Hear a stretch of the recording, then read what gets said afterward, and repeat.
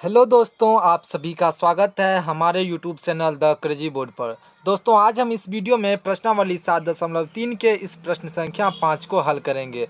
अगर आप हमारे यूट्यूब चैनल पर पहली बार आए हैं तो चैनल को सब्सक्राइब और वीडियो को लाइक कर लीजिए, जिससे हमारे आने वाली वीडियो की नोटिफिकेशन आप तक पहुँच सके। तो आइए हम प्रश्न संख्या 5 को हल करते हैं। दोस्तों, प्रश्न संख्या 5 है, कक्षा 9 में आपने पढ़ा है अध्याय 9 उदाहरण 3। दोस्तों, इसमें कह रहा है कक्षा 9 में आपने पढ़ा है उदाहरण 3 में कि किसी त्रिभुज की एक माध्यिका उसे बराबर क्षेत्रफलों वाले दो त्रिभुज में विभाजित करती है। यानी किसी त्रिभुज का एक माध्यिका जो है उसे बराबर क्षेत्रफलों वाले दो त्रिभुज में विभाजित करती है। उस त्रिभुज ABC के लिए इस परिणाम का सत्यापन कीजिए जिसके शीर्ष A 4, -6, B 3, -2 और C 5, 2 है। तो दोस्तों, इसको सत्यापन करने के लिए बोल रहा है, तो आइए इसको हम हल करते हैं। दोस्तों, यहाँ पर जो है हम ABC त्रिभुज ले लिए हैं। यहाँ पर देखिए, A बिंदु का कोऑर्डिनेट हमको दिया हुआ है 4, -6, B का जो है 3, -2 और उसी तरह से C बिंदु का कोऑर्डिनेट दिया हुआ है 5, -2। तो यहाँ पर हम लिख लिए हैं C बिंदु का कोऑर्डिनेट 5, -2। तो दोस्तों, इसका माध्यिका जो है हम खींचते हैं। तो दोस्तों, इसका माध्यिका हो जाएगा ये सेंटर में। तो इसको हम मान लेते हैं, इस बिंदु को, ये बिंदु D है। तो AD क्या हो गया? त्रिभुज ABC का माध्यिका हो गया। तो दोस्तों, यही माध्यिका जो है इस त्रिभुज ABC को दो बराबर क्षेत्रफलों वाले त्रिभुज में विभाजित करता है। तो यहाँ पर त्रिभुज ABD का क्षेत्रफल बराबर होना चाहिए त्रिभुज ACD के क्षेत्रफल के। यानी इस त्रिभुज का क्षेत्रफल और इस त्रिभुज का क्षेत्रफल बराबर होना चाहिए, तब हम बोलेंगे कि ये जो है त्रिभुज ABC का माध्यिका इसे दो बराबर क्षेत्रफलों वाले त्रिभुज में विभाजित करता है। दोस्तों, इस D बिंदु का निर्देशांक क्या हो जाएगा? तो ये मध्य में है, तो मध्य बिंदु का निर्देशांक क्या होता है? जैसे ये BC रेखाखंड के मध्य में है, तो इसका निर्देशांक क्या हो जाएगा? x1 + x2/2। तो यानी 3 + 5/2 कोमा y1 + y2/2। तो y1 कितना है? -2 प्लस y2 कितना है? -2/2। दोस्तों, यहाँ पर C बिंदु का जो है ये y कोऑर्डिनेट जो है ये +2 है। यहाँ पर भी जो है आप +2 कर लीजिए। 5, 2 है, यानी 5, +2 या 2 है। तो इसीलिए यहाँ पर जो है +2 होगा। तो यहाँ पे क्या हो जाएगा? -2 + 2, तो ये हो जाएगा 0। और ये हो जाएगा 3, 5, 8/2। तो ये हो जाएगा 4, -2 + 2 0, 0/2। तो वो भी क्या हो जाएगा? 0।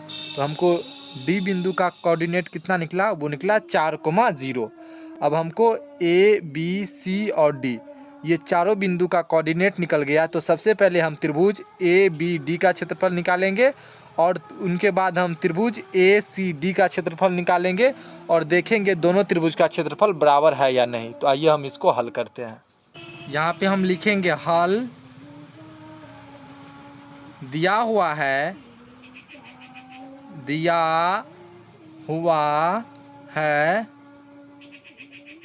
त्रिभुज ABC में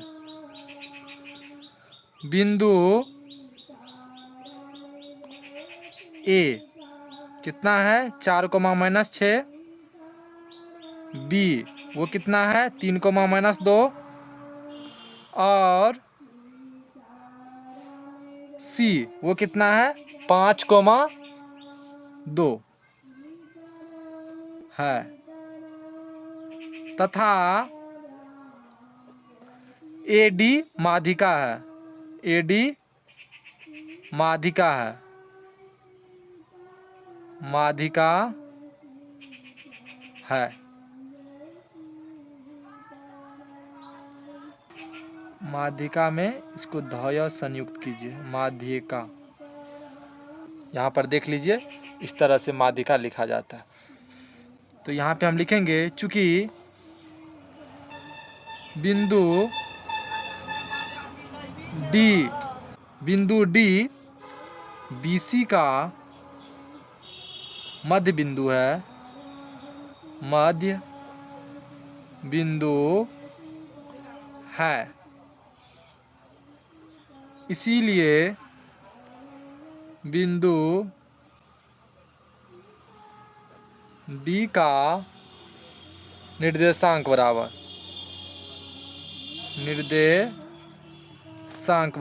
तो डी बिंदु का निर्देशांक क्या हो जाएगा दोस्तों? तो ये हो जाएगा x1 + x2/2, तो यानी 3 + 5/2। इसका y निर्देशांक क्या हो जाएगा? y1 + y2/2, तो y1 है -2 प्लस y2 कितना है? वो है 2/2।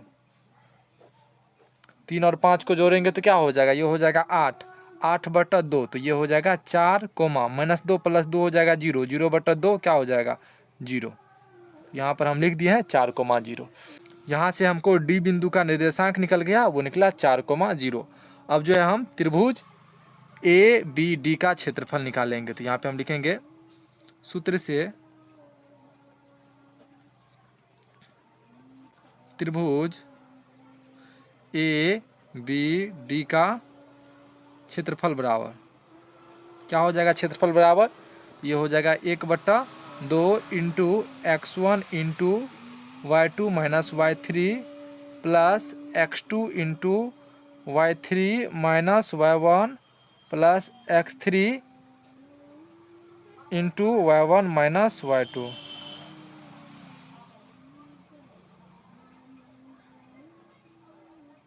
तो ये होता है फॉर्मूला, ये आपको याद होना चाहिए।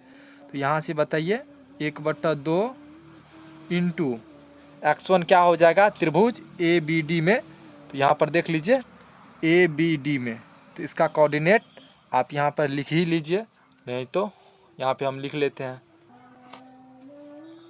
दोस्तों इस कोऑर्डिनेट को हम यहाँ पे लिख लिए, और इसको जो है आप मान लीजिए x1, इसको मान लीजिए x2, और इसको मान लीजिए x3, इसको मान लीजिए y1, इसको मान लीजिए y2, इसको मान लीजिए y3। आप यहाँ पे भी लिख सकते थे x1, x2, x3, y1, y2, y3। हम इसको यहाँ पे लिख लिए जिससे जो है आपको दिखे और आसानी से समझ में आए। तो यहाँ से बताइए x1 क्या हो जाएगा? तो x1 हो जाएगा 4 into y2 minus y3, y2 कितना है? तो y2 है यहाँ पर -2, माइनस y3 कितना है? तो y3 है 0, प्लस x2 कितना है? तो x2 है आपको 3 इंटू y3 माइनस y1, तो y3 कितना है? तो y3 है 0, माइनस y1 कितना है? तो y1 है -6।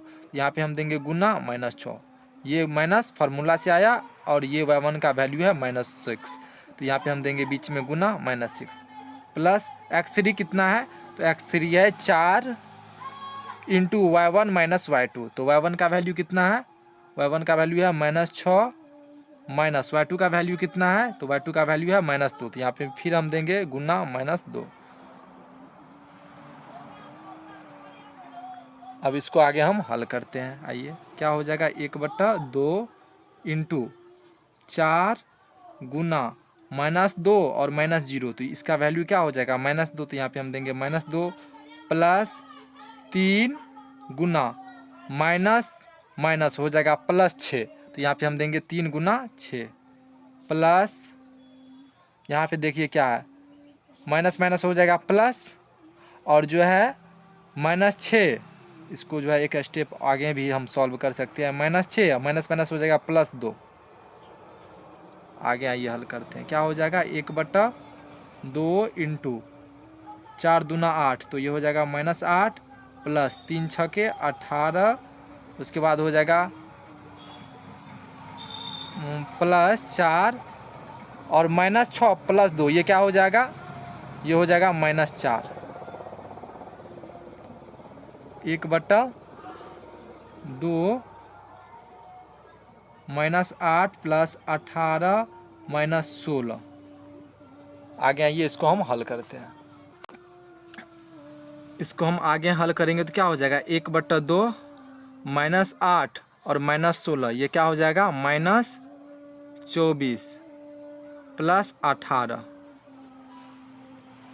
1/2 -24 प्लस 18, ये क्या हो जाएगा? ये हो जाएगा आपको -6। तो यहाँ से इसको अगर हम काटेंगे तो क्या हो जाएगा? 2 तिया 6, तो आया -3। यहाँ पे हम ऋण चिन्ह को जो है छोड़ देंगे, यानी जो निगेटिव है, माइनस का चिन्ह है, इसको हम छोड़ देंगे, क्योंकि क्षेत्रफल का वैल्यू हम हमेशा प्लस में लेंगे। तो हम यहाँ पे लिखेंगे ऋण चिन्ह को छोड़ने पर, ऋण चिन्ह को छोड़ने पर, तो ऋण चिन्ह हम छोड़ देंगे तो क्या हो जाएगा 3 वर्ग मात्रक। दोस्तों हमको त्रिभुज ABD का क्षेत्रफल कितना आया, वो आया 3 वर्ग मात्रक। अब यहाँ से जो है हम त्रिभुज ABD का क्षेत्रफल निकाल लिए, वो आया 3 वर्ग मात्रक। तो त्रिभुज ABD का क्षेत्रफल आया 3 वर्ग मात्रक। अब हम त्रिभुज ACD का क्षेत्रफल निकालेंगे। तो आइए हम त्रिभुज ACD का क्षेत्रफल निकालते हैं। यहाँ पे हम लिखेंगे पुनः त्रिभुज ACD का क्षेत्रफल बराबर यहाँ से बताइए। फिर यहाँ पर जो है हम कोऑर्डिनेट लिख लेते हैं। तो आप लोग बताइए A बिंदु का कोऑर्डिनेट कितना है, वो है आपको 4, -6। C बिंदु का कोऑर्डिनेट कितना है, तो C बिंदु का कोऑर्डिनेट है 5, 2 और D बिंदु का कोऑर्डिनेट है 4, 0। दोस्तों ये लिखना नहीं है, बस ये हम समझने के लिए लिख रहे हैं कि बस आपको ये समझ में इजीली आए। तो यहाँ से जो हम इसको हम x1 मान लेंगे, इसको हम x2 मान लेंगे और इसको हम x3 मान लेंगे। इसी तरह से इसको हम y1 मानेंगे, इसको y2 मानेंगे और इस 0 को y3 मानेंगे। यहाँ से फार्मूला में इन सब का वैल्यू पुट करेंगे। क्या हो जाएगा 1/2 into x1 into y2 minus y3 plus x2 into y3 minus y1 plus x3 into y1 minus y2। ये फार्मूला होता है। अब यहाँ से फटाफट इस फार्मूले में सबका वैल्यू पुट कीजिए। तो x1 का वैल्यू कितना हो जाएगा, तो x1 का वैल्यू है 4। तो यहाँ पे हम दे देंगे 4 इंटू y2 माइनस y3। तो y2 का वैल्यू कितना है, तो y2 का वैल्यू है 2 माइनस y3 का वैल्यू है 0 प्लस x2 का वैल्यू है 5 y3 माइनस y1। तो y3 का वैल्यू है 0 माइनस y1 का वैल्यू है -6। यहाँ पे हम देंगे गुना -6 प्लस x3 का वैल्यू है 4 इंटू y1 माइनस y2। तो y1 का वैल्यू है -6 माइनस y2 का वैल्यू है 2। तो इसको आगे फटाफट हल कीजिए। क्या हो जाएगा 1/2, 4, 2 माइनस 0 करेंगे तो इसका भी वैल्यू क्या हो जाएगा 2 प्लस 5 माइनस माइनस हो जाएगा प्लस। तो ये हो जाएगा 5 गुना 0 प्लस 6। तो ये हो जाएगा 6 प्लस 4 -6 और -2। तो ये हो जाएगा -8। 4 गुना -8। 1/2 इंटू 4 दूना 8 प्लस 5 छके 30 माइनस प्लस माइनस क्या हो जाएगा -4 8 32। 1/2 30 और 8 ये क्या हो जाएगा 38 माइनस 32। तो 1/2 38 माइनस 32 करेंगे तो क्या हो जाएगा, ये हो जाएगा आपको 32 6 38 6। यानी 1/2 गुना 6। तो 2 तिया 6 यानी 3 वर्ग मात्रक। तो दोस्तों यहाँ से देखिए त्रिभुज ACD का भी क्षेत्रफल कितना आया, वो आया 3 वर्ग मात्रक। और गाइस देखिए त्रिभुज ABD का भी क्षेत्रफल आया था 3 वर्ग मात्रक और त्रिभुज ACD का भी क्षेत्रफल आया 3 वर्ग मात्रक। यानी दोनों त्रिभुज का क्षेत्रफल बराबर है। तो हम कह सकते हैं कि किसी त्रिभुज की एक माध्यिका उसे बराबर क्षेत्रफलों वाले 2 त्रिभुजों में विभाजित करती है। यानी इस त्रिभुज का माध्यिका क्या है, उस त्रिभुज को 2 बराबर क्षेत्रफलों वाले 2 त्रिभुज में विभाजित किया। तो यहाँ पे हम लिखेंगे चूँकि त्रिभुज ABD का क्षेत्रफल बराबर है त्रिभुज ACD के क्षेत्रफल के। तो यहाँ पे हम लिखेंगे बराबर त्रिभुज ACD का क्षेत्रफल। इसीलिए हम कह सकते हैं कि किसी त्रिभुज की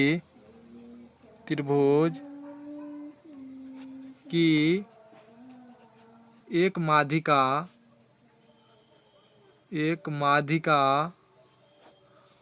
उसे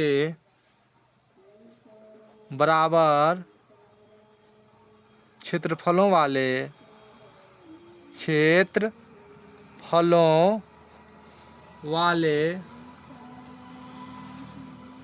दो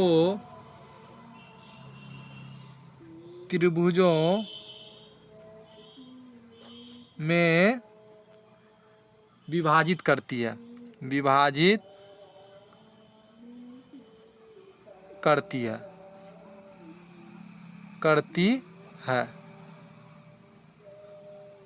प्रूव्ड। हमको प्रूव्ड ही करना था या दर्शाना था, यही आंसर हो जाएगा। दोस्तों हमको उम्मीद है कि आपको ये क्वेश्चन समझ में आ गया होगा। अगर आपको कोई भी डाउट है तो आप हमको कमेंट सेक्शन में ज़रूर पूछिएगा, हम उसको दूर करने का अवश्य प्रयास करेंगे।